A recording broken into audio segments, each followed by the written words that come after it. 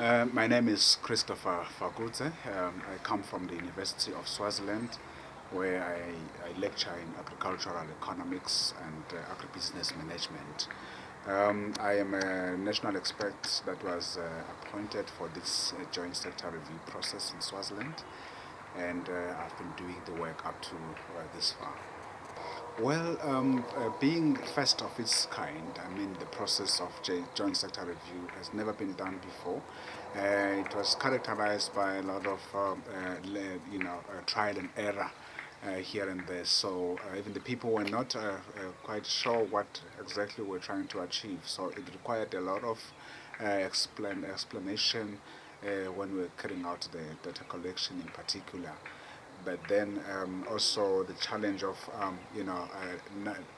inavailability of data in most instances, because this process required a lot of evidence. Otherwise, you just couldn't make you couldn't make statements that were non-substantiated. So to get data in some quarters, it was not a very easy job, but I'm glad that we managed to get at least something to put together the baseline.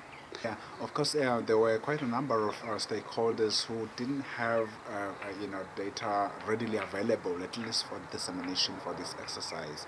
For instance, the coordinating assemblies of in the private sector as well as the non-government organizations. It was quite tricky. They didn't seem to have much idea of what is happening within the agricultural sector in particular. I think the knowledge is biased on other sectors, manufacturing, etc. It's as if there hasn't been a proper coordination within themselves. So much that our JSR was an eye opener. In that case, we ended up, reigniting, if I may put it that way, reigniting the thought, such that even going forward, they will now prepare themselves for such briefings, because they realize the importance of keeping data sector by sector, and agriculture, I think, was a very good lesson to these coordinating assemblies. But then, as for the membership, the other private sector companies, there were some cooperation, at least on those commodity-specific, information. We're able to generate those. But going up, I think that's where there are some challenges that require immediate attention. By and large, the enthusiasm that was shown by the Minister of Agriculture would make one believe that the assistance also would mirror just that. But then when we got deeper into the exercise, the activity, even the minister realized how much was required of them also to avail information. But overall, I would say the assistance was quite good. There was maximum cooperation from them that we saw when we did the pre-validation, where we met all the heads of departments. It was interesting to see the reaction when they saw our traffic light ratings of how they were performing in terms of the implementation of policies, the institutions, how they are structured to respond, and the results. So they used that as an eye opener. They used it as a learning curve. So I think the cooperation was quite high.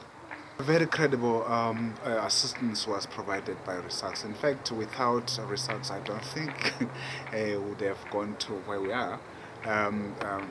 Considering the amount of technical assistance from even developing the guidelines, for us as national experts, it was also not very easy to orient ourselves as quickly as possible. But then their presence, their day-to-day supervision of the work made it a lot easier for us to carry out this work. So I would say technically and otherwise, we felt that we had some sense of belonging to the exercise. Well, by key highlights, my understanding is that there's been quite a great degree of collaboration amongst the partners themselves. It was quite interesting to see some of the representatives from the regional organizations coming to support the process. So that in itself, it's a sign that we are really going forward in terms of growing the African continent with respect to the agriculture sector. So I would say we have got that mark, and we are starting somewhere and going, hopefully to higher heights. Well, it became quite clear that after this validation workshop, there's a lot that requires to be done.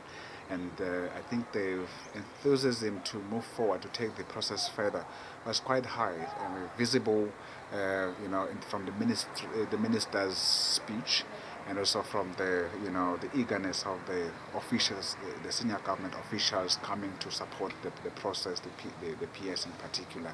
So I think that one can predict that, going forward there will be a momentum, and if it's maintained, it can take the country to some other stage. One last word is that my research continue to assist countries. Countries are really stuck. Technically, they know what they are supposed to do, but then it's like somebody has to come and trigger processes to continue. So I'd like to encourage them to do so, not only in Swaziland, but also in the other countries. We might realize the declaration of the Malabo if we do so.